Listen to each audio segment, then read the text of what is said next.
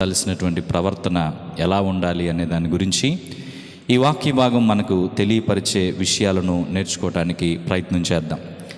So మనకు ముందు జీవించిన వారు ఎవరైనా కానీ వారి జీవితాన్ని మనము పరిశీలించడం ద్వారా వారు చేసిన క్రియలను, చేయలేకపోయిన క్రియలను రెండింటినీ తెలుసుకోవటం ద్వారా కొన్ని మంచి పాఠాలు మనం నేర్చుకోగలుగుతాం. ఇంకో రకంగా చెప్పాలంటే వాళ్ళ క్రియలే మనకు కొన్ని సలహాలు ఇస్తూ ఉంటాయి. ఇలా ఉండండి అని కానీ, ఇలా ఉండొద్దని కానీ చెప్తూ ఉంటాయి.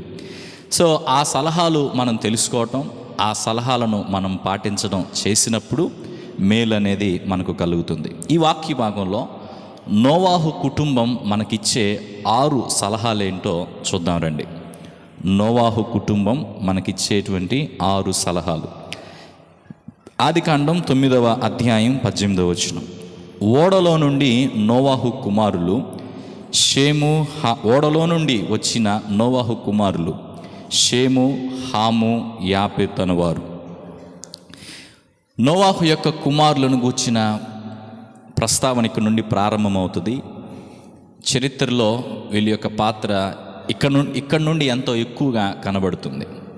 ఎందుకంటే భూమి మీద మిగిలిపోయినటువంటి వారిలో నోవాహు కుటుంబం మాత్రమే ఉంది.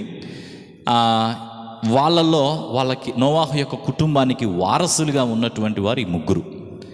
సో ఈ ముగ్గురు ద్వారా జనాభా అనేది విస్తరించాలి, ప్రజలు విస్తరించాలి, భూమి నిండాలి. కాబట్టి ఇప్పుడు ఈరోజు మిగిలి ఉన్న, అంటే మనమందరం కూడా ఒక రకంగా ఈ ముగ్గురు ద్వారా, షేము, హాము, యాపెతు అనే వారి ద్వారా భూలోకంలోనికి వచ్చిన వారమే. అయితే ఇక్కడ ఒక విషయం మనం ఇంతకుముందే తెలుసుకున్నాం. ఎవరికైనా తెలియని వారికి ఉంటే క్లియర్గా చెప్పాల్సిన మాట ఏంటంటే, నోవాహు యొక్క కుమారుల్లో పెద్ద ఆయన పేరు యాపెతు, ఆఖరి ఆయన పేరు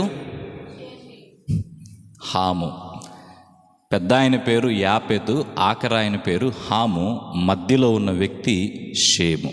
అయితే మీకు వచ్చే ప్రశ్న ఏంటంటే, షేము అని ముందెందుకు రాశారు, యాపెతును వెనకాల ఎందుకు రాశారు అనేది మీకు వచ్చే ప్రశ్న.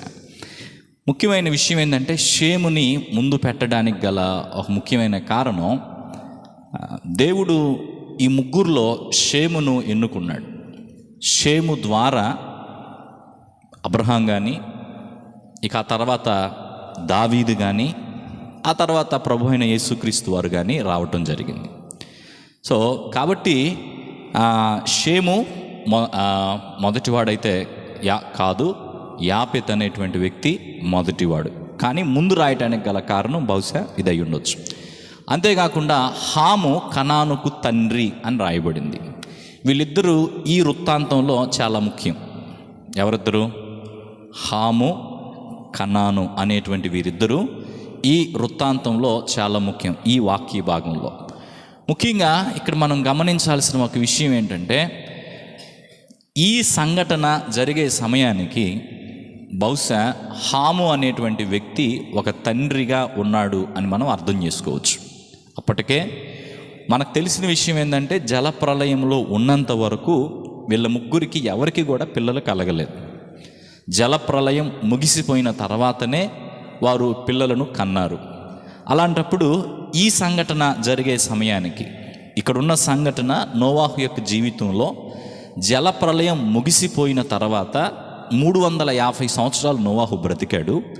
ఈ 350 సంవత్సరాల్లో జరిగిన ఒక సంఘటన గురించి ఇది మాట్లాడుతుంది. ఎప్పుడో, అది చివరిలో జరిగిందా, ఆయన చనిపోవటానికి ముందు జరిగిందా, జలప్రలయం తర్వాత వెంటనే జరిగిందా తెలియదు, కానీ ఒక సంఘటన జరిగింది. దాని గురించి చెప్తూ ఉంది. అయితే మనకి ఇక్కడ గమనించాల్సిన విషయం ఏంటంటే, ఇది జరిగే సమయానికే హాము అనేటువంటి వ్యక్తి తండ్రిగా ఉన్నాడు. ఇది చాలా ముఖ్యమైన అబ్జర్వేషన్. ఇక్కడ ముఖ్యంగా గమనించాల్సిన విషయం. ఇది ఎందుకు ముఖ్యం అనేది తర్వాత లోపలికి వెళ్ళే కొలది మీకు అర్థమవుతుంది. 19. ఈ ముగ్గురు నోవాహు కుమారులు, వీరి సంతానము భూమి అందంతటా వ్యాపించెను. ఎవరు ఆ ముగ్గురు? వరుసలో చెప్దాం మనం. యాపెతు, షేము, హాము. యాపెతు పెద్దవాడు, షేము రెండోవాడు, హాము మూడోవాడు. వారి ద్వారా ప్రజలు భూమి అందంతటా వ్యాపించిన వారుగా ఉన్నారు. 20వ వచనం. నోవాహు వ్యవసాయము చేయనారంభించి ద్రాక్ష తోట వేసెను. ఇక్కడ నుండి మనం ఒక పాఠాన్ని నేర్చుకోవచ్చు. నోవాహు కాలములో ఉన్నటువంటి వారందరూ, నోవాహుకు ముందున్న వారందరూ వ్యవసాయదారులే ఎక్కువ శాతం. అంటే రకరకాల వృత్తులు ఉన్నాయి, కానీ ఎక్కువ భాగం వ్యవసాయం. ఎందుకంటే అప్పుడైనా ఇప్పుడైనా ఎప్పుడైనా ఆహారం కావాలంటే వ్యవసాయమే. బంగారం తినలేం కదా.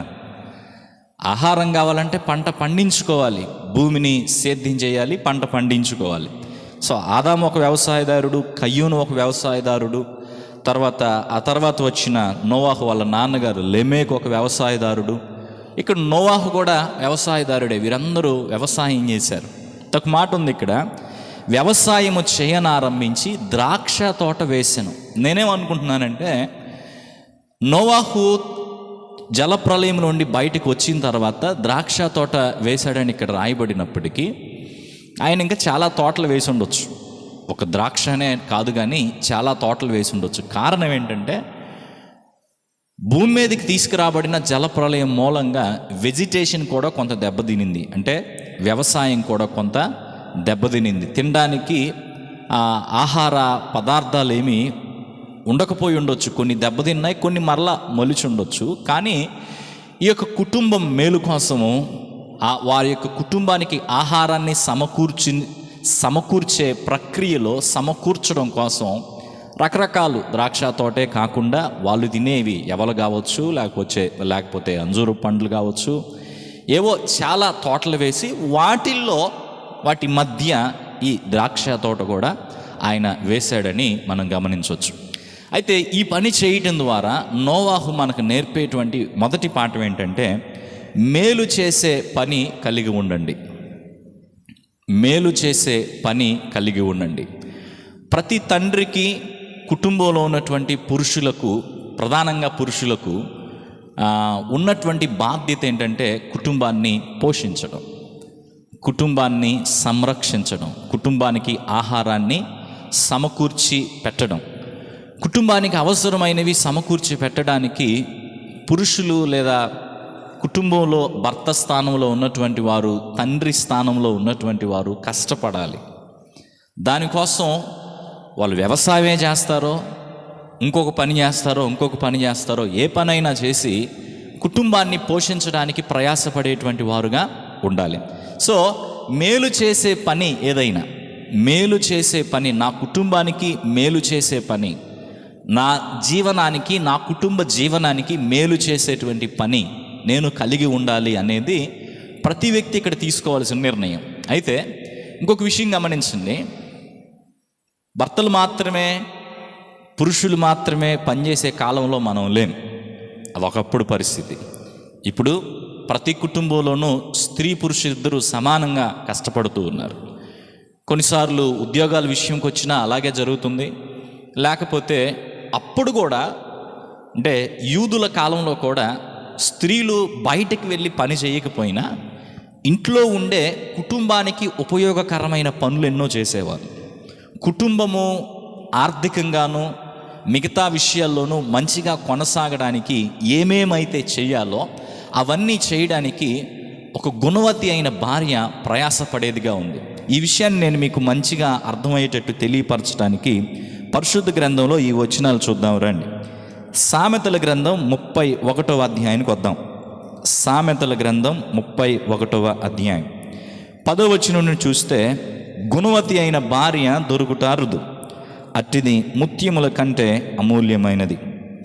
ఆమె పెనిమిటి ఆమె యందు నమ్మకయించును, అతని లాభ ప్రాప్తికి వెలితి కలగదు. ఈ మాటే ఒక అర్థాన్ని మనకిస్తుంది. ఏంటంటే, భర్త యొక్క లాభప్రాప్తికి భార్య మూలంగా వెలితి కలగట్లేదు అంటే భార్యకు కూడా ఏదో ఒక సంపాదన ఉన్నది అనేటువంటి భావం మనం ఇక్కడ చూడవచ్చు. తర్వాత ఎందుకు వెలితి కలగదంటే, ఆమె తాను బ్రతుకు దినములన్నీ అతనికి మేలు చేయను కానీ కీడేమీ చేయదు. తర్వాత ఆమె గొర్రెబొచ్చును అవిసనారను వెదకును, తన చేతులారా వాటితో పని చేయను. ఇది కుటుంబానికి ఉపయోగకరమైన పని. కుటుంబానికి మేలు చేసేటువంటి పని ఒక స్త్రీ అందులో భాగం కలిగి ఉండటం, లేదా ఒక భార్య అందులో భాగం కలిగి ఉంటాన్ని మనం చూడవచ్చు. ఇంకా వర్తకపు ఓడలు దూరం నుండి ఆహారము తెచ్చినట్లు ఆమె దూరం నుండి ఆహారము తెచ్చుకొనెను. తర్వాత 15 ఆమె చీకటితోనే లేచి తన ఇంటి వారికి భోజనం సిద్ధపరచును, తన పనికత్తెలకు బత్తెము ఏర్పరచును. తర్వాత ఆమె పొలమును చూచి దానిని తీసుకొను. ఇక్కడ నోవాహే కాదు పొలము తీసుకుంది, లేకపోతే వ్యవసాయంలో భాగమైంది. గుణవతి అయిన భార్య కూడా వ్యవసాయంలో భాగం అయినట్టు చూస్తూ ఉన్నాం. తర్వాత చూడండి, తాను కూడబెట్టిన ద్రవ్యము పెట్టి ద్రాక్ష తోట ఒకటి నాటించును. తనకంటూ కొంత సంపాదన ఉంది, ఆ సంపాదనను ఉపయోగించుకొని దాన్ని బెస్ట్ ఇన్వెస్ట్మెంట్ చేస్తూ, మంచి పెట్టుబడి పెడుతూ ఒక ద్రాక్ష తోటను నాటించి ఆ ద్రాక్ష తోట ద్వారా కుటుంబానికి ఎంతైనా లాభాన్ని కలిగించేటువంటి వ్యక్తిగా ఆమె ఉంది. ఇంకా ఆమె నడికట్టు చేత నడుము బలపరుచుకొని చేతులతో బలంగా పనిచేయును, తన వ్యాపార లాభము అనుభవం చే తెలుసుకును. వ్యాపార లాభము అన్నామంటే ఆమెకు ఒక వ్యాపారం ఉంది అని అర్థం. వ్యాపారం చేసేటువంటి విధానంలో ఆమె కొనసాగుతుంది అని అర్థం. తర్వాత రాత్రివేళ ఆమె దీపం ఆరిపోదు, అంటే హార్డ్ వర్కింగ్. ఆమె పంటను చేత పట్టుకొనును, తన వేళ్లతో కదురు పట్టుకొని వడుకును. దీనులకు తన చేయి చాపును, దరిద్రులకు తన చేతులు చాపును. తన ఇంటి వారికి చలి తగులునని భయపడదు. ఆమె ఇంటి వారందరూ రక్తవర్ణ వస్త్రములు ధరించిన వారు. ఆమె పరుపులను సిద్ధపరచుకొనును. ఆమె బట్టలు సన్నని నారబట్టలు, రక్తవర్ణపు వస్త్రములు. ఇవన్నీ గమనిస్తే కుటుంబానికి మేలు చేసేది. ఒక బిగ్ పిక్చర్లో చూడడానికి ప్రయత్నం చేయండి దీన్ని. కుటుంబానికి మేలు చేసేది. భర్త ఆహారాన్ని సమకూరుస్తున్నాడు అనుకుందాం, లేకపోతే కుటుంబంలో అవసరమైన ఇతర సామాగ్రిని కూడబెట్టడానికి భర్త ప్రయాసపడుతుంటే భార్య కూడా ఒక చెయ్యి వేస్తున్నట్టుగా ఆ కుటుంబ మేలు కొరకు తన వంతుగా తాను ఏం చేయాలో చేసేటువంటి వ్యక్తిగా ఉన్నట్టు ఈ వచనాలన్నీ చెప్తూ ఉన్నాయి.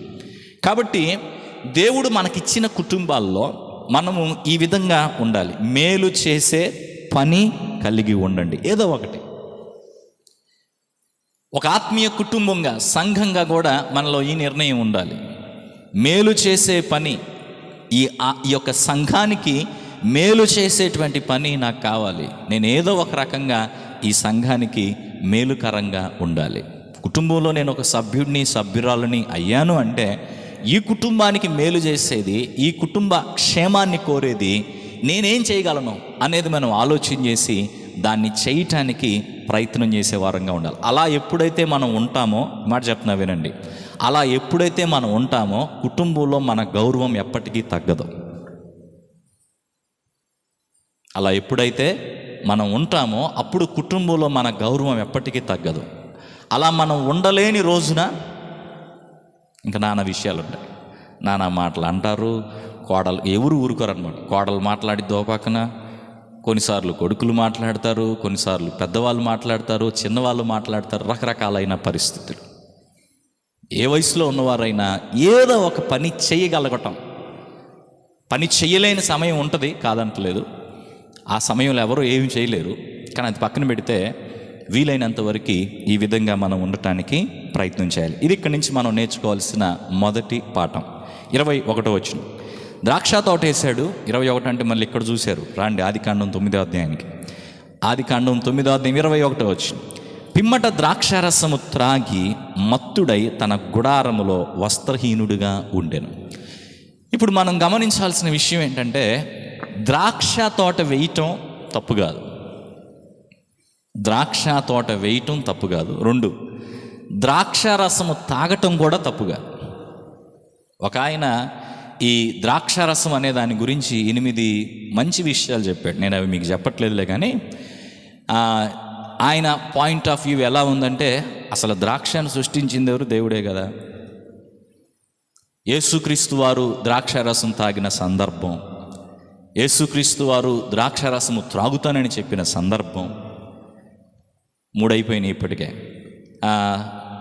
బలి అర్పణ ఇచ్చేటువంటి సమయంలో ఒక సందర్భంలో ద్రాక్షారసాన్ని గూర్చిన ప్రస్తావన, వివాహాల్లో ప్రత్యేకంగా ద్రాక్షారసాన్ని వాడేటువంటి విధానం, ఇట్లా చాలా విషయాలు ఉన్నాయి.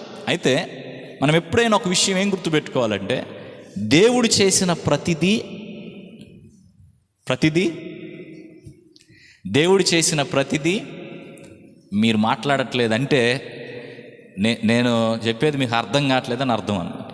దేవుడు చేసిన ప్రతిదీ తెరవన్నోరు దేవుడు చేసిన ప్రతిదీ మంచిదే. ఆయన సమస్తమును మంచిగానే చేశాడు. ఆయన చేసిన వాటిలో ఏది చెడ్డది లేదు, పాముతో సహా నన్ను అడిగితే. ప్రతిదీ, క్రూర మృగాలు కూడా. తర్వాత అవి ఎలా మారిపోయినాయి, ఎలా ప్రవర్తిస్తున్నాయి అది పక్కన పెడితే దేవుడు మంచిగానే చేశాడు. అయితే దేవుడు మన చేతిలోనికి ఇచ్చిన, మనకు అనుగ్రహించిన ఈ సృష్టిని మనం ఉపయోగించుకునేటువంటి విధానంలోనే ఈ తేడాలు అనేవి కనబడతాయి. ఇప్పుడు నోవాహు ద్రాక్ష తోట వేయటంలో తప్పు లేదు. 2, ద్రాక్షారసం తాగటంలో కూడా తప్పు లేదు. మనం తాగట్లేదా ద్రాక్షారసం? తాగుతున్నామా? తాగట్లేదు. రైట్. ద్రాక్షారసం త్రాగటంలో కూడా తప్పులేదు. మరి తప్పు ఎక్కడొచ్చిందంటే ద్రాక్షారసము తాగి మత్తుడై, అది ప్రాబ్లం. ద్రాక్షారసము త్రాగి మత్తుడై ఆయన ఉన్నాడు. సో ఇక్కడి నుంచి మనం నేర్చుకోవాల్సిన రెండవ పాఠం ఏంటంటే, మత్తులు కావద్దు. 1, మేలు చేసే పని కలిగి ఉండండి. 2, మత్తులు కావద్దు. దీన్ని నేను 2 కోణాల్లో మీ దృష్టికి తీసుకురావాలనుకుంటూ ఉన్నాను. ఎందుకు మత్తులు కావద్దు? ఏమైద్ది మత్తులైతే? తప్ప ఎట్లా? మత్తులైతే ఎందుకు తప్పు? ఏం జరిగిద్ది మత్తులైతే? ఏదైనా మనం ఆలోచన చేయండి. ఇప్పుడు ఈ యొక్క సందర్భానికి వస్తే నేను దీన్ని కేవలము త్రాగుబోతులుగా ఉన్నటువంటి వారికి నేను దీన్ని పరిమితం చేయాలనుకోవట్లేదు. వాళ్ళ గురించి మాత్రమే ఇక్కడ నేను ఆలోచించాలనుకోవట్లేదు. ద్రాక్షారసము చేత మత్తులు కావటమో, లేకపోతే శరీరానికి మత్తును కలిగించే కొన్ని పానీయాలు తీసుకోవటమో, దానికే దీన్ని మనం పరిమితం చేసి చూడాల్సిన అవసరం లేదు.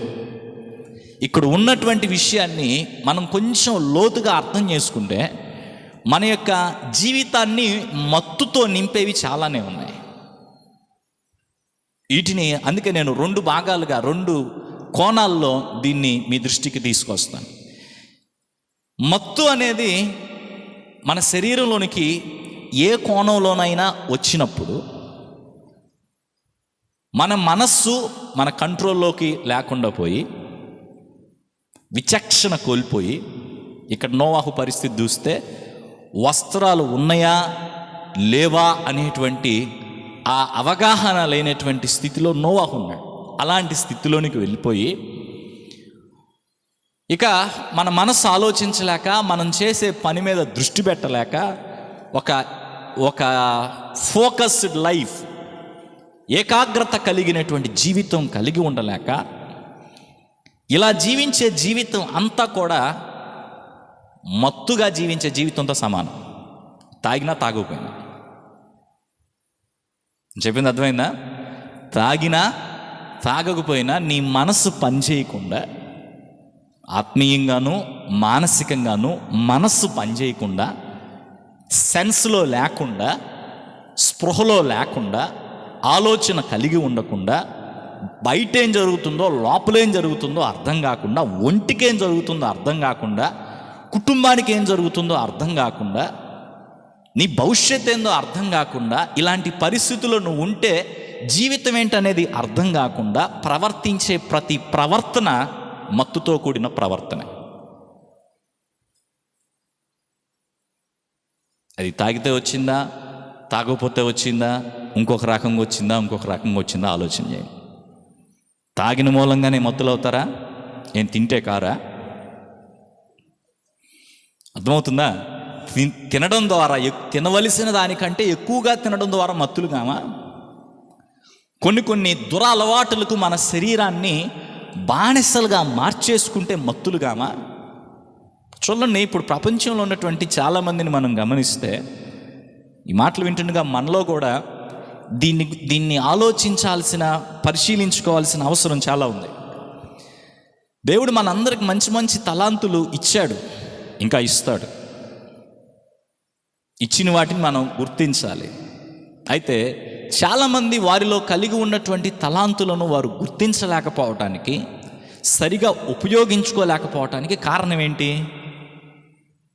ఏదో ఒక మత్తు వారిని ఆవరించిందంటాను నేను.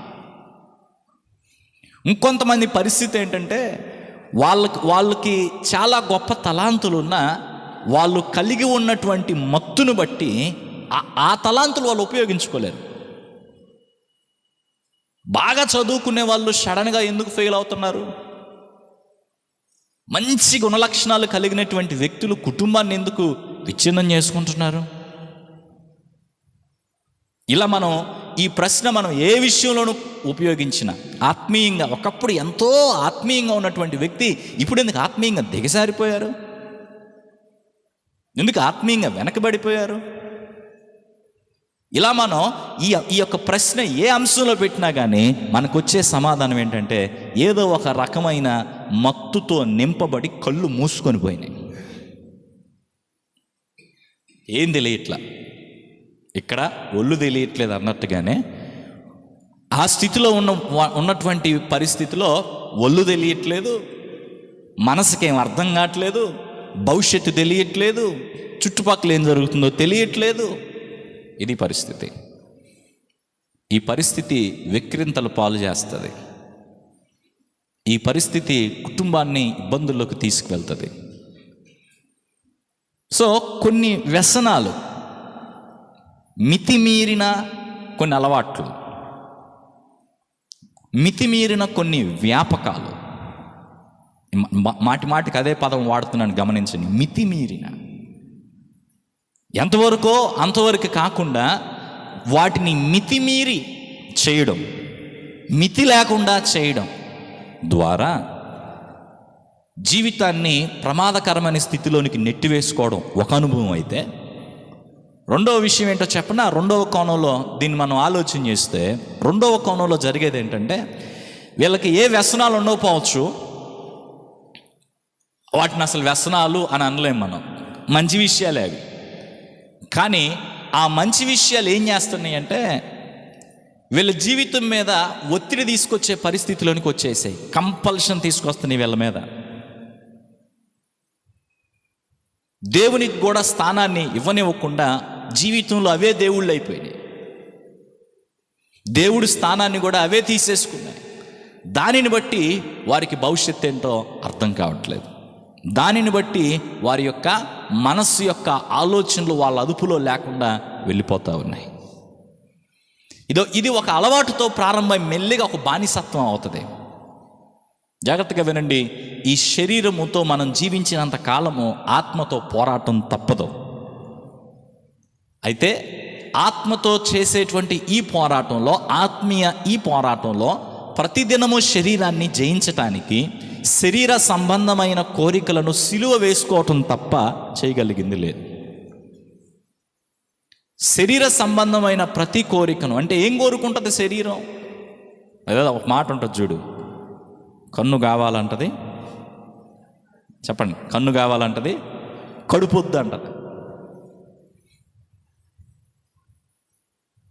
కడుపు కావాలనొచ్చు కొన్నిసార్లు, కానీ ఇంకా ఇతర శరీరాలు వద్దు అంటాయి, కిడ్నీలు వద్దు అంటాయి. ఓ మాకు ఎంత పని పెడుతున్నావు. అర్థమవుతుందా? మనస్సు కావాలంటది, కళ్ళు వద్దంటది. మనస్సు ఏమో, లేకపోతే కళ్ళు కావాలంటే మనస్సు వద్దంటది. నీ కళ్ళు ఏమో ఇంకా చూద్దాం. నీ బుర్ర ఏమో బొడుకోరా బాబు, నాకు నిద్ర వస్తుంది. అవునా కదా? ఈ ఆధిపత్య పోరులో శరీరానికి ఒక క్రమశిక్షణ మనం ఏర్పాటు చేసుకోకపోతే, శరీరాన్ని మన అదుపులోకి తీసుకోవటానికి పౌలు గారు చెప్పినట్టుగా నలగొట్టుకోవటానికి, ఇంకా ఆయన భాషలోనే సిలువేసుకోవటానికి ప్రయత్నం చేయకపోతే ముందుకు వెళ్ళలేం. మన తలాంతులన్నీ వ్యర్థమవుతాయి, మన వరాలన్నీ వ్యర్థమవుతాయి, ఎప్పుడు చెప్తా ఉంటాను నేను ఈ మాట, మీకు ఎంతవరకు అర్థమైందో. వ్యసనాలు మన వరాన్ని మింగేస్తాయి. వ్యసనాలు మన వరాన్ని మింగేస్తాయి. సమయ పాలన అనేది చాలా ముఖ్యం.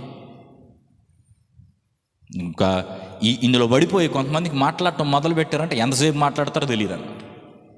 గంట, 2 గంటలు, 3 గంటలు. అది ఫోనా, అవతల మనిషి వింటున్నాడా, నిద్రపోయాడా, అనవసరం. దానికి ఒక మితి, దానికి ఒక పరిమితి. అది మితి మీరితే సమయం అంతా దానికే పోతే మిగతా వాటికి సమయం ఎక్కడ. కాబట్టి ఈ విధంగా మనం ఆలోచన చేసుకుని మనల్ని మత్తులుగా చేస్తుందండి. దేవుని వాక్యం ఏం చెప్తుందంటే, మీరు మద్యముతో మత్తుల ఎండకుడి, దానిలో దుర్వ్యాపారం కలదు. అయితే నేను మొదట్లోనే చెప్పాను, దీన్ని మద్యానికి మాత్రమే ముడిపెట్టకుండా ఓవరాల్గా మనం చూస్తే ఆత్మపూర్ణులుగా ఉండటము, దేవుని విషయాలతో నింపబడటము, ఒక క్రమశిక్షణ కలిగిన జీవితాన్ని కలిగి ఉండటము అవసరం. అలా మనం ఉండగలిగితే జీవితంలో మనపై ఉంచబడిన ప్రతి బాధ్యతను సమర్థవంతంగా నెరవేర్చడానికి అవకాశము ఉంటుంది. సో నోవాహు పరిస్థితి ఏంటంటే, నోవాహు ఏం చేశాడు? ఏదో చేశాడు. ఏం చేశాడు?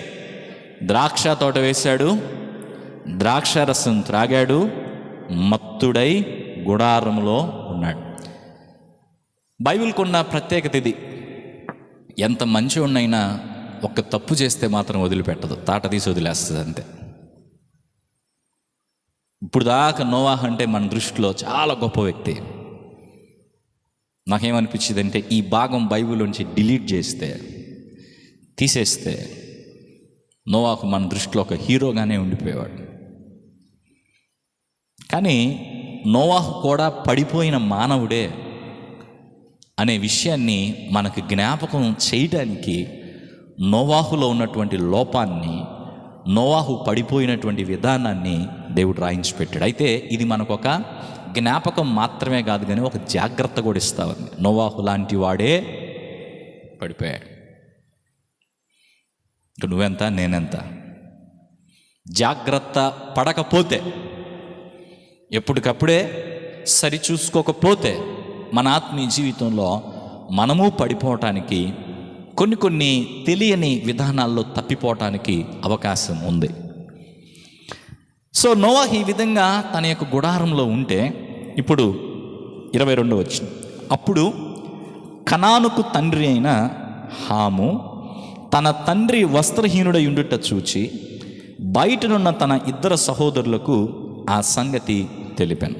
ఇక్కడ ఒక విషయాన్ని మనం ఏం గమనించాలంటే, నోవాహు వస్త్రహీనుడై గుడారములో ఉన్నాడు అనే మాట 21వ వచనంలో మనం గమనించాలి. గుడారములో ఉన్నాడు అని అంటే బహుశా అది ఆయన బెడ్రూమ్ కావచ్చు, ఆయన రోడ్డు మీద లేడు. ఇది ముందు అర్థం చేసుకోవాలి. మత్తులైపోయినటువంటి చాలామంది కాలువ పక్కన ఉంటారా అర్థం కాదు, రోడ్డు మీద ఉంటారా అర్థం కాదు, మట్టిలో ఉంటారా అర్థం కాదు, ఎక్కడుంటారా అనేది అర్థం కాదు. వాళ్ళ పరిస్థితి అది. నోట్లోకి పంపించి మత్తుడయ్యే వాళ్ళు ఉన్నారు, ఒంట్లోకి ఎక్కించుకొని మత్తులయ్యే వాళ్ళు కూడా ఉన్నారు. అది ఇంకా కాస్ట్లీ, అది ఒంట్లోకి ఎక్కించుకునేది. అయితే మత్తులైపోయిన విధానాన్ని బట్టి వాళ్ళు పబ్లిక్ ప్లేసెస్లో ఉంటే, అందరికీ కనపడే స్థలంలో ఉంటే అది ఒక అవమానకరమైన విషయం. కానీ నోవాహు తన గుడారంలో ఉన్నాడు, సీక్రెట్గా ఉన్నాడు, ప్రైవేట్ ప్లేస్లో ఉన్నాడు. అయితే ఆయన అలా ఆ ప్రైవేట్ ప్లేస్లో ఉన్నప్పుడు 22వ వచనంలో చూసాము. ఇప్పుడు కనానుకు తండ్రి అయిన హాము, ఇతను 2వ కుమారుడు, 3వ కుమారుడు, తన తండ్రి వస్త్రహీనుడై ఉండటం చూశాడు. చూసి బయటనున్న తన 2 సహోదరులకు ఆ సంగతి తెలియపరిచాడు. ఒక తండ్రికి 2-3 పిల్లలుంటే అందరూ ఒకే రకంగా ఉండరు అనేది ఇక్కడ స్పష్టంగా కనబడుతుంది. ఒక సంఘంలో 100 మంది ఉంటే అందరూ ఒకే రకంగా ఉండరు అనేది మనం ఈజీగా అర్థం చేసుకోవచ్చు. వీళ్ళల్లో మనల్ని అభిమానించే వాళ్ళు ఉంటారు, వీళ్ళలో కొంతమంది మనం ఎప్పుడు దొరుకుతామా అని చూసేవాళ్ళు ఉంటారు. చూడండి, అందరికీ అదే బోధ నోవాహు చేసింది. ఇంకొకటి ఏమన్నా చూపించాడా? యాపెతుకు కానీ షేముకు కానీ హాముకు కానీ అదే బోధ, ఒకే బోధ. ఒకే విధమైన రీతిలో వారిని చూశాడు, ఒకే విధమైన రీతిలో వారిని పెంచాడు, ఒకే రకంగా వారిని ప్రేమించాడు, ఒకే రకంగా వారిని చూశాడు. కానీ ప్రవర్తనకు వచ్చేసరికి ఎంత తేడా వస్తుందో చూడండి. హాము అనేటువంటి వ్యక్తి చూపించేటువంటి ప్రవర్తనలో పూర్తిగా భిన్నమైన విధానం కనపడుతుంది. మిగతా వాళ్ళిద్దరూ, తర్వాత వచ్చిన వాళ్ళు మనం చూస్తాం, మిగతా వాళ్ళిద్దరు ఉన్నట్టుగా ఇతను లేడు. ఒక స్కూల్లో 100 మంది పిల్లలు ఉంటే కొంతమందికి ఏమో 95% మార్కులు వస్తాయి, కొంతమంది ఫెయిల్ అయిపోతారు. ఎవరు తప్పిది? టీచర్ తప్పు అయితే కాదు. ఎందుకని? 95 మార్కులు వచ్చిన వాడికి అదే టీచరు, 35 మార్కులు వచ్చినవాడు కూడా ఆ టీచర్ అతనే. 35 మార్కులు వచ్చిన వ్యక్తికి ఒక రకంగానో, 95 మార్కులు వచ్చిన వ్యక్తికి ఇంకొక రకంగా టీచర్ చెప్పలేదు. ఇద్దరికి కూడా ఒకే రకమైనటువంటి విధానంలో బోధించాడు టీచర్. ఆ వ్యక్తులు ఎవరైతే ఆ స్కూల్లో ఉన్నారో వాళ్ళు ఒకే రకంగా బోధించారు. కానీ ఆ బోధ వీళ్ళు ఎలా తీసుకున్నారు, ఆ బోధని వీళ్ళు ఎలా అర్థం చేసుకున్నారు, ఆ బోధలో వీళ్ళు ఎలా ఎదిగారు, ఆ బోధకు వీళ్ళు ఎలా విధేయులయ్యారు అనే దాన్ని బట్టే వాళ్ళ జీవితం ఎలా రూపుదిద్దబడింది అనేది ఆధారపడుతుంది. ఇంకో సంగతి కూడా గమనించండి. అంతమంది పిల్లల్లో, నేను స్కూల్ ఉదాహరణ చెప్తున్నాను, అది అందరూ అర్థం చేసుకోండి. అంతమంది పిల్లల్లో కొంతమంది ఆ స్కూల్లో ఉన్నటువంటి టీచర్లను విపరీతంగా ప్రేమిస్తారు, అభిమానిస్తారు, వాళ్ళ కోసం ఏమైనా చేయడానికి ఇష్టపడతారు. కానీ కొంతమంది పిల్లలు అదే టీచర్ని ఎగతాళి చేస్తారు, అదే టీచర్ని ద్వేషిస్తారు, అదే టీచర్ని అవమానపరిచే విధంగా కూడా ప్రవర్తిస్తారు. ఇంకొక మాట కూడా చెప్తున్నాను, ఆ టీచర్ ఆ పిల్లలను సరైన మార్గంలో నడిపించడానికి కొన్నిసార్లు బెత్తం తీసుకోవాల్సి వస్తుంది.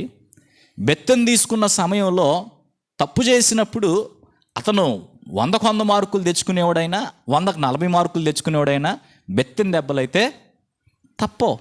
బెత్తం దెబ్బలు అందరూ తింటారు. బెత్తం దెబ్బలు అందరూ తిన్నప్పుడు ఈ బెత్తం దెబ్బలు తిన్నటువంటి వారిలో, ఆ టీచర్ యొక్క క్రమశిక్షణకు లోనైన వారిలో కొంతమంది దాన్ని ఒక తైలాభిషేకంగా భావిస్తారు. మమ్మల్ని సరిచేయటానికే కదా ఇలా అన్నాడు, మమ్మల్ని సరిచేయటానికే కదా ఒక దెబ్బ కొట్టాడు అనేటువంటి విధంగా తైలాభిషేకంగా దాన్ని భావించి వారి యొక్క జీవితాలను ఇంకా మంచిగా నడిపించుకోవటానికి ప్రయత్నం చేస్తూ, ఎవరైతే వాళ్ళని క్రమశిక్షణలో పెట్టడానికి ప్రయాసపడ్డారో ఆ టీచర్స్ని ఇంకా ఎక్కువగా ప్రేమిస్తారు. సామెతల గ్రంథం చెప్పేది కూడా అదే. ఒక జ్ఞానవంతుడికి బుద్ధి చెప్పడానికి ప్రయత్నం చేస్తానంట, ఆ జ్ఞానవంతుడు బుద్ధి చెప్పేటువంటి వ్యక్తిని ఇంకా ఎక్కువగా ప్రేమిస్తాడు. కానీ ఒక బుద్ధిహీనుడి వ్యవహారం ఎలా ఉండిద్ది? నువ్వు నాకు చెప్పేంత మాత్రపడివా, నువ్వెవరివి నాకు చెప్పడానికి, నువ్వెవరివి నా విషయంలో ఇలా అలా అని ప్రవర్తించడానికి అని వ్యతిరేకంగా మాట్లాడుతూ క్రమశిక్షణలో పెట్టడానికి ఈ వ్యక్తి ప్రయత్నం చేసినందుకు గాను తిరిగి ఇతనికే 4 రాళ్ళు దెబ్బలు ఎక్స్ట్రా పడతాయి. ఇది సమాజం పరిస్థితి. అయితే అత్యంత బాధ కలిగించే విషయం ఏంటంటే, ఒక స్కూల్లో జరిగితే సరేలే అనుకోవచ్చు, సంఘంలో జరిగితే కూడా సరేలే అనుకోవచ్చు. ఎందుకంటే చాలామంది ఇక్కడ రకరకాలైన పరిస్థితుల నుంచి వచ్చిన వాళ్ళం. కానీ కుటుంబంలో కూడా అలాగే జరిగితే, కొన్ని కుటుంబాల్లో పరిస్థితి ఏంటంటే, కొంతమందికి అమ్మ విలన్, కొంతమంది ఆడపిల్లలకి, కొంతమంది మగపిల్లలకి నాన్న విలన్. ఎందుకు వీళ్ళు విలన్ అయిపోతున్నారు? ఎందుకు పిల్లలు ఆ తల్లిదండ్రులకు వ్యతిరేకులైపోతున్నారు? తల్లిదండ్రులను ఎందుకు అలా చూస్తున్నారు? ఇక్కడ కూడా గమనించండి, హాము ఇలా ఎందుకు ప్రవర్తిస్తున్నాడు? ఇక్కడ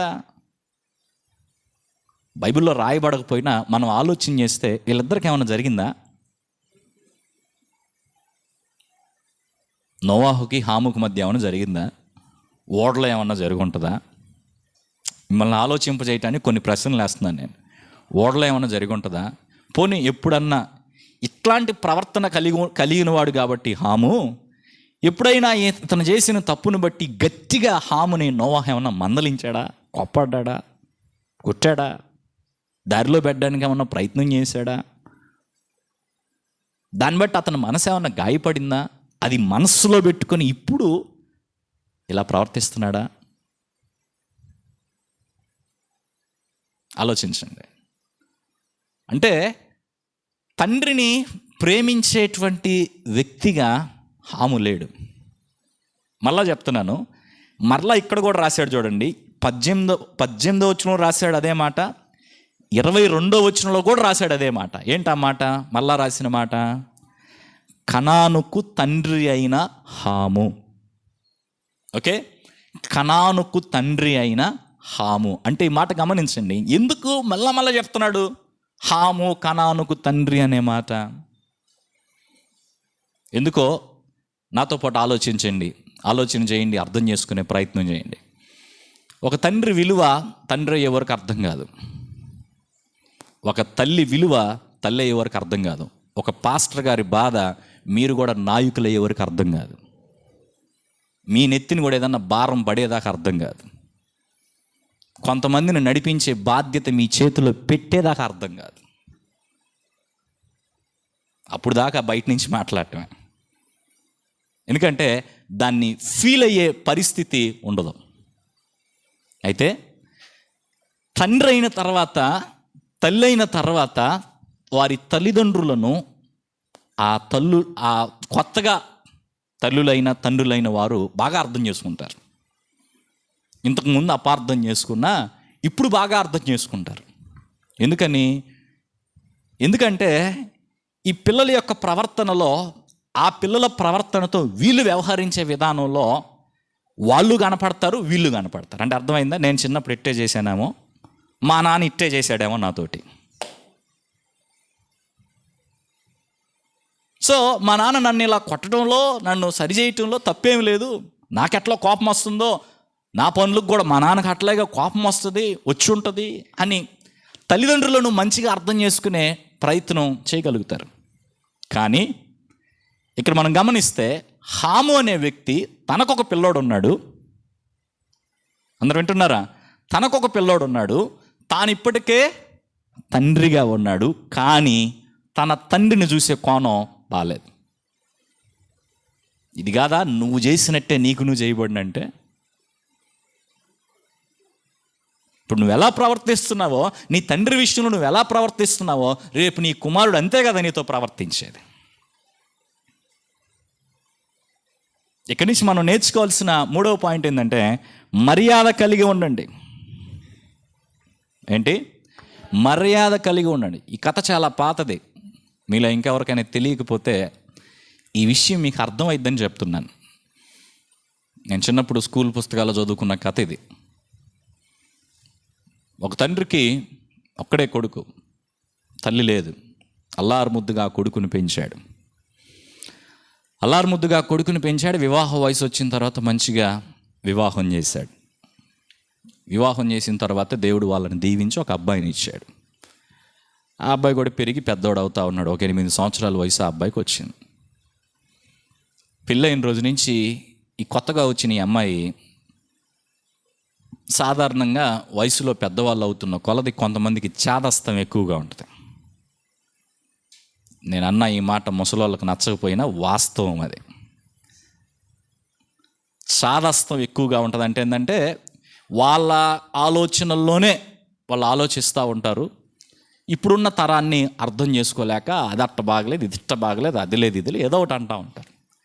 ఆ మాటలకి ఈ అమ్మాయి గాయపడిందో ఏమో తెలియదు, కానీ ఒక సంగీతం మొదలుపెట్టింది, ఒక పాట మొదలుపెట్టింది. ఎందుకంటే ముసలోడు మీ నాన్న మన దగ్గర ఎందుకు, ముసలోడు మీ నాన్న మన దగ్గర ఎందుకు, ఇదే పాట. ఇతనేమో చిన్నప్పటి నుంచి మా నాన్న నన్ను బాగా పెంచాడు, చదివించాడు, ఈ పరిస్థితికి తీసుకొచ్చాడు అని చెప్పి ఆలోచన చేస్తూ ఏం చేయాలో అర్థం కాక నెట్టుకొచ్చాడు ఏదో ఒకటి సర్ది చెప్పుకుంటా.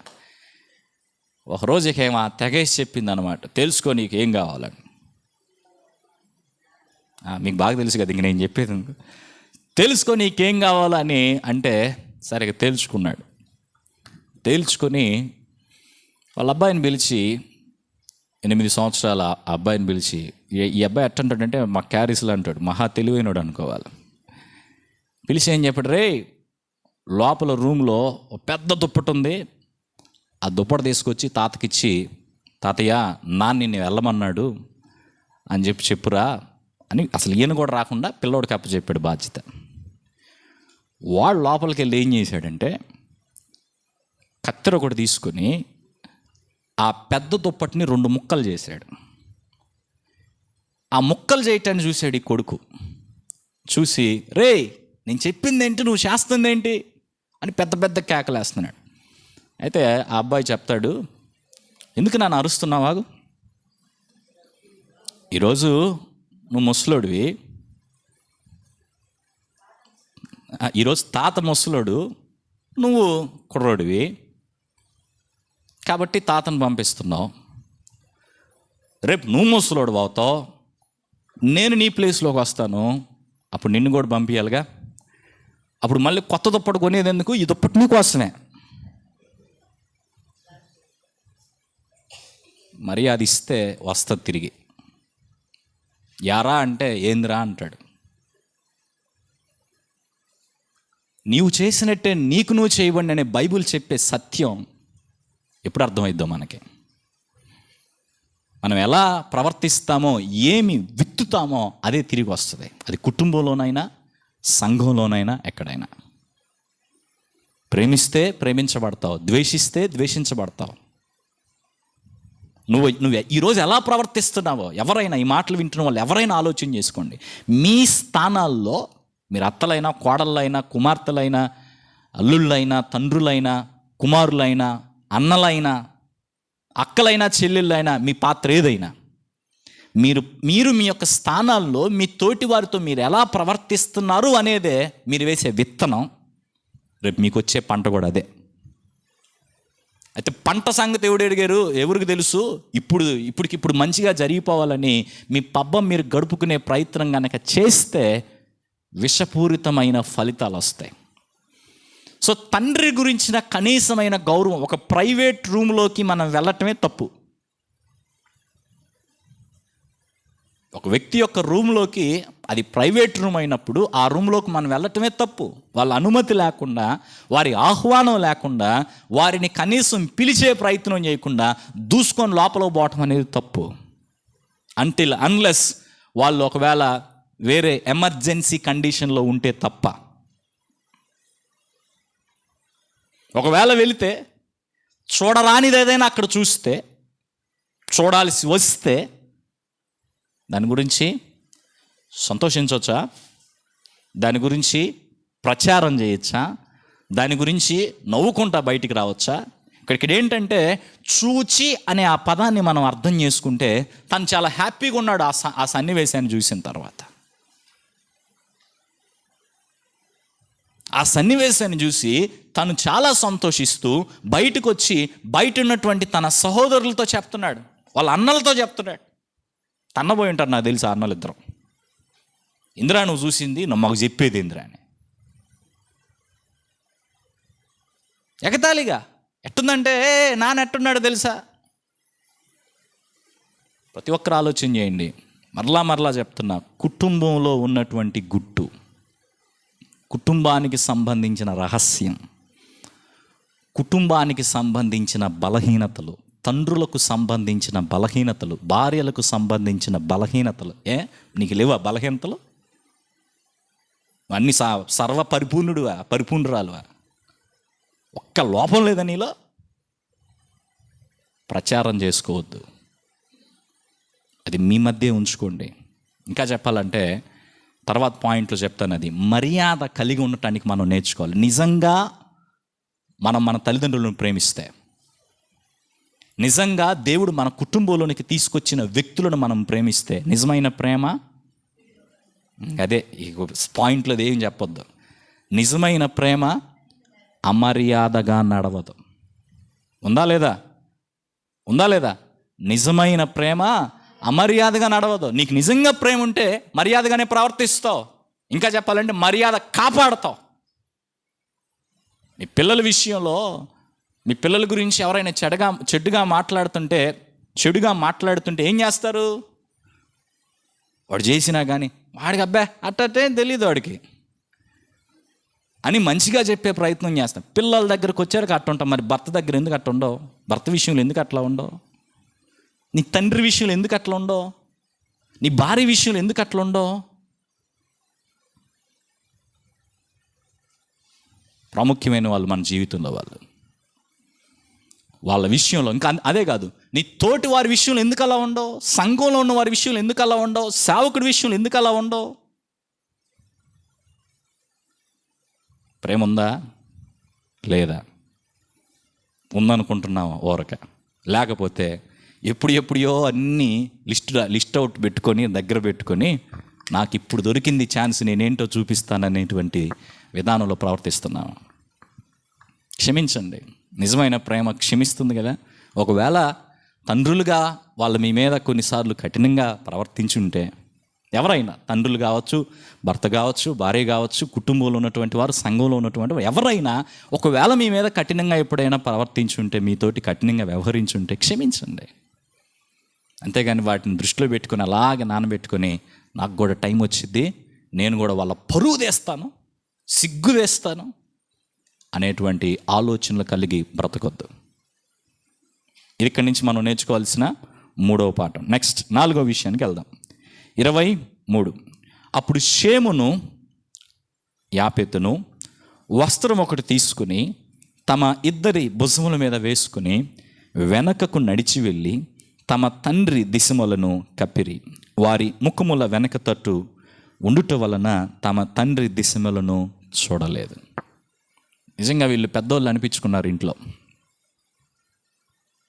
అర్థమవుతుందా? పెద్దోళ్ళు అనిపించుకున్నారు ఇంట్లో పెద్ద కొడుకు, రెండో కొడుకు అని లెక్క కాదు, కానీ తండ్రి గౌరవాన్ని కాపాడడానికి వాళ్ళు ప్రవర్తించిన విధానం ఎంత బాగా చూడముచ్చటగా ఉందో చూడండి. చిన్నోడు వచ్చి అలా చెప్తే ఆ చిన్నోడు చెప్పిన మాటలతోటి వీళ్ళు ఏమాత్రం ఏకీభవించలేదు. వీళ్ళు కూడా నవ్వే గుంపులో చేరలేదు. వీళ్ళు తీసుకెళ్ళి ఇంక నలుగురికి దాని గురించి చెప్పలేదు. అయితే వీళ్ళు ఏం చేశారు? వస్త్రం ఒకటి తీసుకున్నారు. మా నాన్న ఇలాంటి పరిస్థితిలో ఉన్నాడని తెలుసుకొని వెనకగా నడుచుకుంటూ వచ్చారు. ఇది మీకు అర్థమవుతుందా? మొక్కాలు ఇట్లా ఉన్నాయి. మీకు అర్థం అవటానికి చెప్తున్నాను. ఎటున్నాయి? అటు తిరిగి ఉన్నాయి. అటు తిరిగి ఉండి ఆ భుజాల మీద వాళ్ళు ఒక వస్త్రం వేసుకొని ముఖాలు వెనక తట్టు తిప్పుకొని వాళ్ళ నాన్న ముఖం చూడకుండా, వాళ్ళ నాన్న ఉన్న స్థితి ఏంటో చూడకుండా దగ్గరకు వెళ్ళి ఆయన యొక్క శరీరం అంతటిని కప్పే విధంగా ఒక వస్త్రాన్ని పరిచి వెనకొచ్చారు. ఇక్కడి నుంచి నేను చెప్పే మాట ఏంటంటే 4వది, మేలు చేయుటకు ప్రయాసపడండి. మేలు చేయుటకు ప్రయాసపడండి. నిజమైన ప్రేమ అమర్యాదగా నడవదు. అంతేకాదు, నిజమైన ప్రేమ మనలో ఉంటే ఆ ప్రేమ ఏం చేస్తుంది? అనేక దోషములను కప్పును. లెక్కించును కాదు ప్రేమ చేసేది. ప్రేమ అనేక దోషములను కప్పును, బలహీనతను కప్పుతుంది. వెల్లడి చేయదు ప్రేమ ఉంటే. బలహీనతను సరిచేస్తుంది ప్రేమతోనే. ఆ బలహీనతను గురించి ఇప్పుడు ఎట్లా ఉండాలంటే, మన కుటుంబంలో, మన సంఘంలో, మన యొక్క కుటుంబంలో ఈ రూమ్కు పరిమితమై మనం ఎన్నైనా మాట్లాడుకుంటాం. కొన్నిసార్లు కఠినంగా, కొన్నిసార్లు వేరే రకంగా మాట్లాడుకుంటాం. కానీ బయటకు వెళ్ళినప్పుడు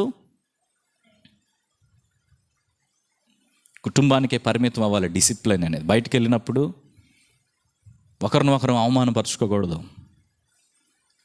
ఒకరిని ఒకరం వేలెత్తి చూపించుకునేటట్టుగా ఉండకూడదు. అప్పుడేమైంది? నలుగురిలో మనం నవ్వుల పాలవుతాం. అది ఉండకూడదు. నలుగురిలో మన కుటుంబానికి ఒక గౌరవం ఉండాలి. నలుగురిలో మన యొక్క సంఘానికి ఒక గౌరవం ఉండాలి. అంటే ఆ గౌరవాన్ని కలిగి ఉండే క్రమంలో మనము ఒకరి దోషములను ఇంకొకరము కప్పేవారంగా ఉండాలి. అది వెల్లడి చేసుకునే వారంగా కాదు, కానీ కప్పేవారంగా. అలా కప్పాలంటే ముందు ఏం చేయాలి? క్షమించాలి. క్షమిస్తేనే నువ్వు కప్పుతావు, క్షమించకపోతే కప్పింది కూడా తెస్తావు అన్నమాట బయటికి. క్షమిస్తే కప్పుతావు, క్షమించకపోతే కప్పింది కూడా వెల్లడి చేసే ప్రయత్నం చేస్తావు.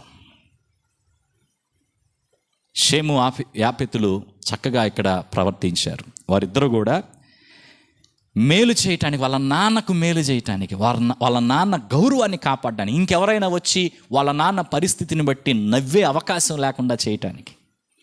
ఇక హాము వెళ్ళి ఇంకెవరెవరికి చెప్పినా కానీ, వాళ్ళు ఒకవేళ చూడటానికి వచ్చినా కానీ ఈ పరిస్థితుల్లో వాళ్ళ నాన్న ఉండకుండా వాళ్ళ నాన్న యొక్క స్థితిని, ఆ గౌరవాన్ని కాపాడడానికి వాళ్ళు ఏం చేయగలిగారో, వాళ్ళు ఏం చేయగలరో దాన్ని వాళ్ళు చేశారు. ఇది నేను దేవుని మాటలు వింటుండగా మనం మన యొక్క కుటుంబాన్ని, కుటుంబ గౌరవాన్ని కాపాడుకోవటానికి భార్యాభర్తలుగా, తల్లిదండ్రులుగా, పిల్లలుగా ప్రతి ఒక్కరూ ప్రయాసపడేటువంటి వారంగా ఉండాలి. దానికోసమే మనం ప్రయాస పడాలి. 5 ఇక్కడి నుంచి నేర్చుకోవాల్సిన 5వ విషయం 24. అప్పుడు నోవాహు మత్తు నుండి మేలుకొని తన చిన్న కుమారుడు చేసిన దానిని తెలుసుకొని. ఇక్కడ ఒక మాట జాగ్రత్తగా గమనించండి. 25వ వచనం కూడా చూద్దాం. కనాను శపించబడిన వాడై తన సహోదరులకు దాసానుదాసుడగును అనెను. నోవాహు మత్తు నుండి మేలుకొని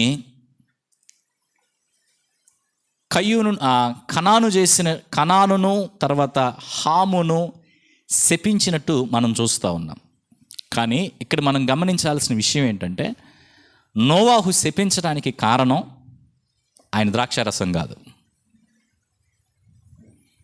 ఓకే, నోవాహు శపించడానికి కారణం ఆయన ద్రాక్షారసం కాదు. ఆయన తాగాడు కాబట్టి శపించాడు అంటాం తప్పు. అసలు అది తాగిన దాన్ని బట్టి శపించలేదు. ఈ వచనాలు చదివితే మనకేం అర్థమవుతుంది అంటే, వాస్తవంగా నోవాహు ఇక్కడ ప్రవచిస్తున్నాడు. దీన్ని నోవాహు ప్రాఫెసీ అంటారు. నోవాహు చెప్పిన ప్రవచనం. దేవుడిచ్చిన ఆజ్ఞల్లో 10 ఆజ్ఞల్లో, ఇశ్రాయేలుకి దేవుడిచ్చిన 10 ఆజ్ఞల్లో ఒక ఆజ్ఞ ఏంటి? 5వ ఆజ్ఞ ఏంటి చెప్పండి? నీ తండ్రిని, ముందు దగ్గర కొట్టి చెప్పారుగా, నీవు దీర్ఘాయుష్మంతుడు వగునట్లు నీ తండ్రిని తల్లిని సన్మానించు. ఎప్పుడైనా ఆలోచన చేశారా? తండ్రిని తల్లిని సన్మానించటానికి, దీర్ఘాయుష్మంతులు అవటానికి సంబంధం ఏంటి?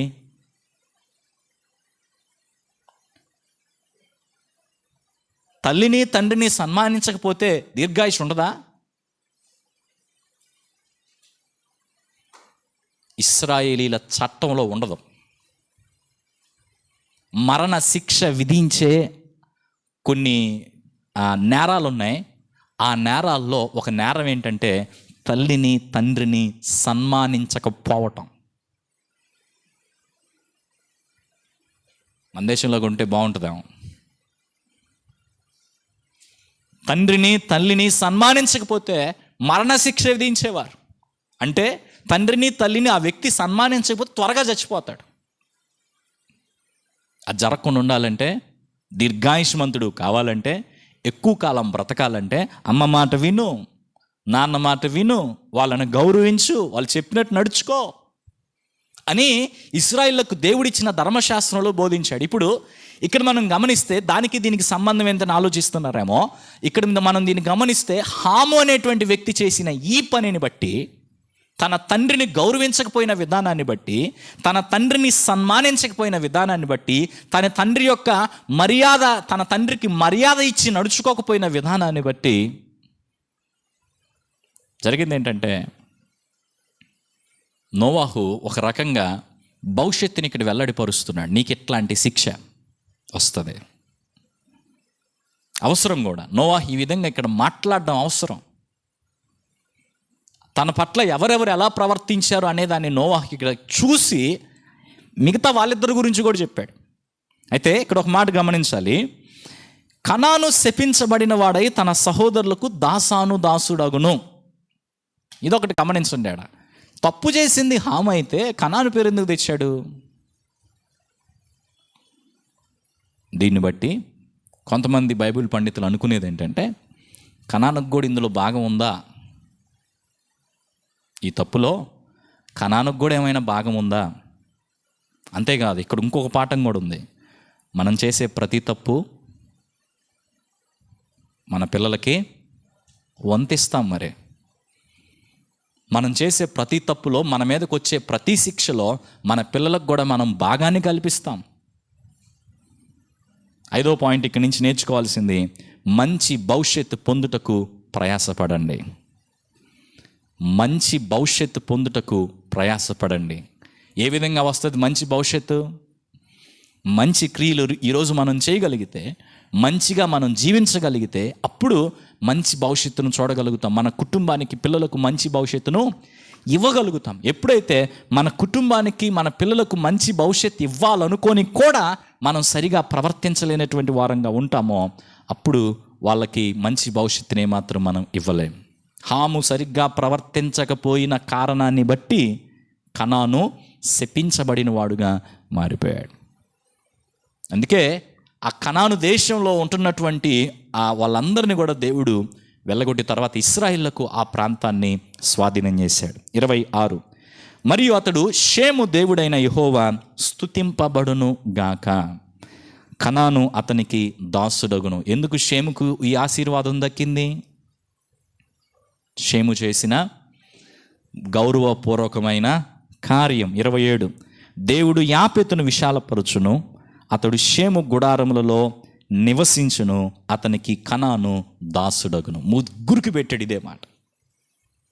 అంటే హాము విషయంలో ఇద్దరికి కూడా, షేము యాపెతుకు ఆ కనానును, హామును దాసుడుగా అవుతాడనేటువంటి భవిష్యత్ వాక్కును ఈయన ఇక్కడ విడుదల చేశాడు, తెలియపరిచాడు. ఇలా జరగటానికి కారణం వీళ్ళు పైన ప్రవర్తించిన తీరే. చాలాసార్లు మనం ఏం చేస్తామో దాని పర్యవసానం ఎలా ఉండిద్దో మనకు తెలియదు. దాని కాన్సిక్వెన్సెస్ ఎలా ఉంటాయో మనకు తెలియదు. కాన్సిక్వెన్సెస్ ఎలా ఉంటాయో, పర్యవసానాలు ఎలా ఉంటాయో, ప్రతిఫలాలు ఎలా ఉంటాయో తెలియదు. కాబట్టే జాగ్రత్త పడి నడుచుకోవాలి. కొన్నిసార్లు మన జీవితంలో మనకు కలిగే కొన్ని కష్టాలను బట్టి మనలో ఈ పరిశీలన రావాలి. మనలో ఈ పరిశీలన వచ్చినా రాకపోయినా కొన్నిసార్లు మనల్ని చూసేవాళ్ళు ఈ పరిశీలనలో పెట్టి చూసే ప్రయత్నం చేస్తారు. ఈ మధ్య ఎవరో ఒకరు చెప్తా ఉన్నారు నాతోటి, పలానా వాళ్ళకి ఈ కష్టం వచ్చింది, ఎందుకు వచ్చింది అనుకున్నావు ఆ కష్టం అని ఆవిడ తన జీవితంలో వాళ్ళ విషయాలను గురించి తనకున్న అవగాహనను బట్టి మాట్లాడుతూ ఉంది. నిజంగా మనం పరిశీలించుకోవాల్సిన అంశాలు చాలా ఉంటాయి. ఒక కఠినమైన పరిస్థితి గుండా మనం వెళ్తున్నప్పుడు ఎక్కడెక్కడ తప్పిపోయానో, యోబు అడుగుతాడు కదా, నేనెక్కడ తప్పిపోయానో నాకు చెప్పు. కనాను దాసుడు అవటానికి హాము చేసినటువంటి తప్పిదం మనందరి జీవితాల్లో కూడా సరైన రీతిలో మనం ప్రవర్తించకపోతే అది మన కుటుంబాలను ఇబ్బందుల్లో పెడతాయి. ఇక లాస్ట్ విషయానికి వద్దాం. 28, ఆ జలప్రవాహము గతించిన తర్వాత నోవాహు 350 ఏండ్లు బ్రతికెను.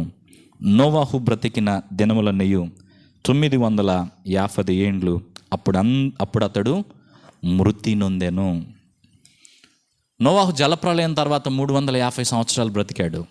తర్వాత ఆయన చనిపోయాడు.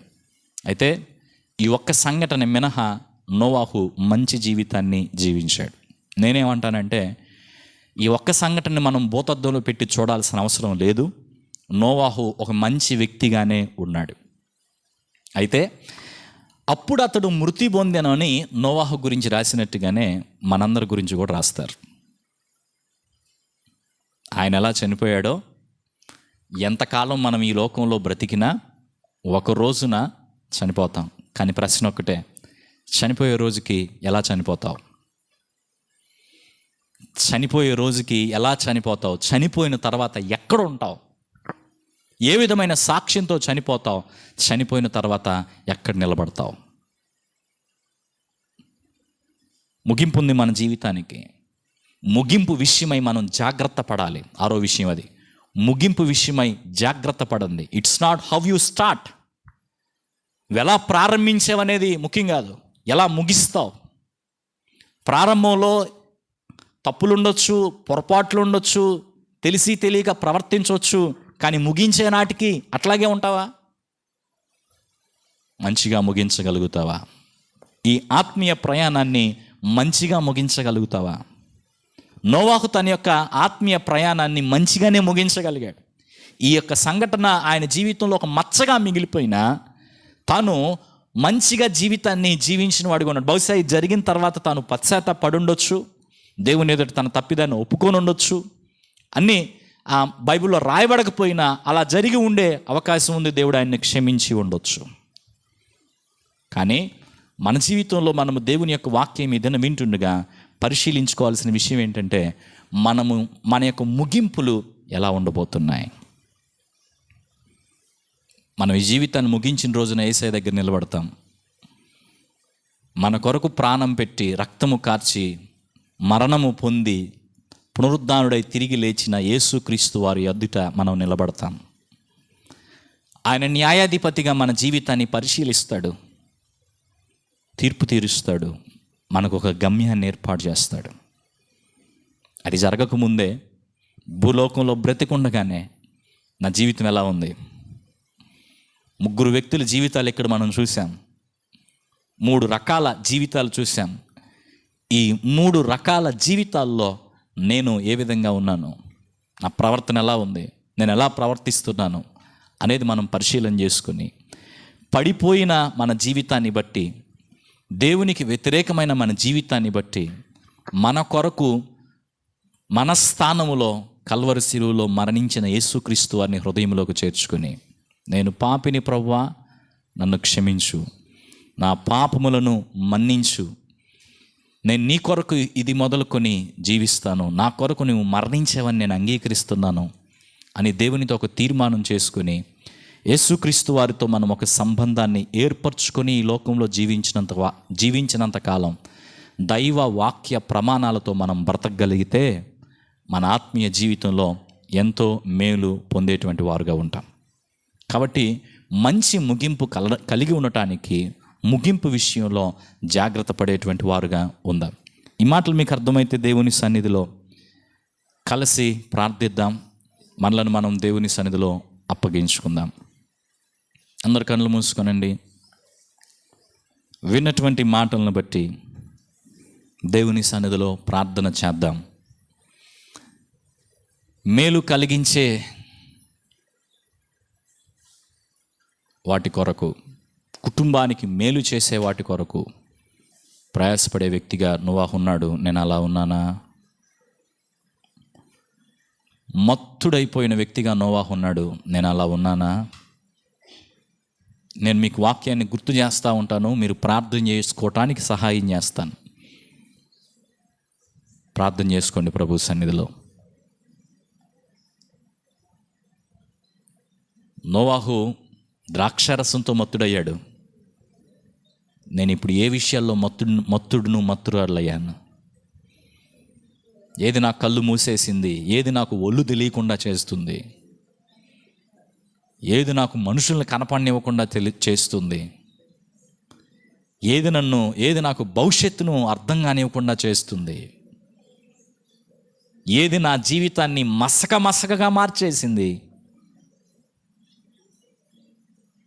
దేనికి నేను తావిచ్చాను, దేనికి నేను అవకాశం ఇచ్చాను?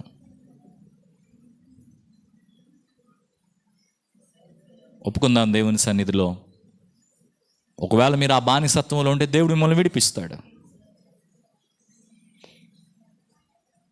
దేవుడు మీకు సహాయం చేస్తాడు. ఆ మత్తు వదిలిపోయే విధంగా దేవుడు కృప చూపుతాడు. తన మంచి కార్యాన్ని దేవుడు జరిగిస్తాడు.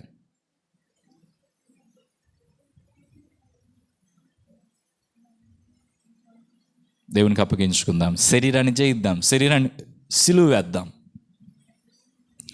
ఆత్మ మీద శరీరం జయం పొందినట్లు అవకాశం ఇవ్వద్దు.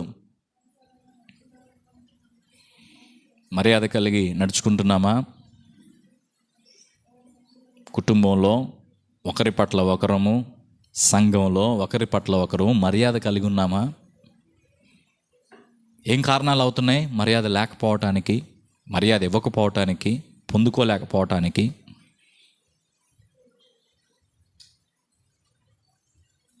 ఏదైనా దేవుడు ఒప్పుకోడేమో. మర్యాద కలిగిన జీవితం కావాలి. మర్యాద కలిగి ప్రవర్తించాలి. ప్రతి ఒక్కరం కూడా పరిశీలించుకుందాం మన జీవితాన్ని. మేలు కొరకై ప్రయాసపడదాం. యాపెతు, షేము ప్రయాసపడ్డారు, మేలు కలిగించడానికి ప్రయాసపడ్డారు, వాళ్ళ తండ్రి గౌరవాన్ని కాపాడడానికి ప్రయాసపడ్డారు, అవమానం తొలగించబడ్డానికి ప్రయాసపడ్డారు. హాము ప్రయాసపడ్డట్టు ప్రయాసపడుతున్నావా? షేము ప్రయాసపడ్డట్టు ప్రయాసపడుతున్నావా?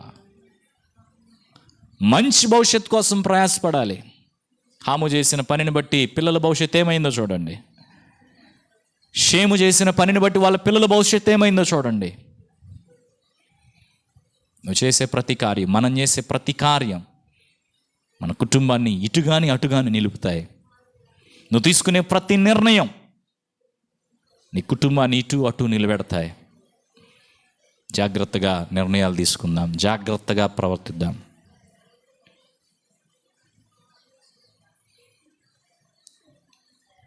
ముగింపు విషయమై జాగ్రత్త పడదాం. ఎలా ముగించాలి? నోవాహు జలప్రలయాన్ని అయితే తట్టుకున్నాడు, కానీ గెలిచాడు, కానీ మత్తుడైపోయాడు.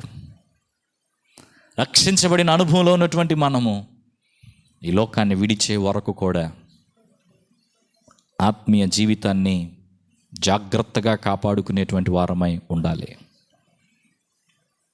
పరలోక రాజ్యం చేరే వరకు, పరుగును తుదముట్టించే వరకు మంచి ముగింపు కలిగి ఉండటానికి ప్రయాసపడాలి.